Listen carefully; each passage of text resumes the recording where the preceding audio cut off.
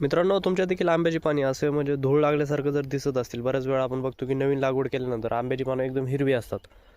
परंतु काही दिवसानंतर ती अशी दिसायला लागतात की जसं की आपल्याला वाटतं ह्याच्यावर काहीतरी धूळ बसलेली आहे. परंतु असं जर केलं आपण तर इथं कुठल्याही प्रकारची धूळ नाही आहे.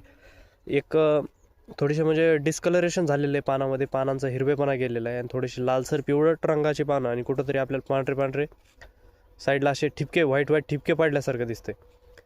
तर हे कशामुळे होतं, तर हा माईटचा अटॅक असू शकतो. माईट म्हणजे कोळी. तर हे इतके छोटे असतात की ते आपल्याला डोळ्यांनी दिसत नाहीत, परंतु त्याच्यामुळे पानाचा रंग जो आहे तो उडून जातो. तर अशा पद्धतीने जर आपल्याला झाडांचा म्हणजे पानांचा जर असा कलर गेलेला जर दिसत असेल, तर आपण तिथं माईटचा अटॅक आहे असं समजून तिथं जाऊ शकतो. आता बाजूचं दुसरं झाड बघितलं तुम्हाला, इकडे पण असंच दिसतंय बघा. एक अशी काहीतरी धूळ लागल्यासारखी दिसते पानावर, परंतु अशी धूळ वगैरे काय नाही आहे, ते हा माईटचा अटॅक आहे. तर याचं नियंत्रण करण्यासाठी आपण काय करू शकतो की वेटेबल सल्फर नावाचं जे बुरशीनाशक आपण म्हणतो, ज्याला की मायटीसाईड म्हणजे जे माईट्स असतात त्याचं नियंत्रण करण्यासाठी देखील वापरलं जातं.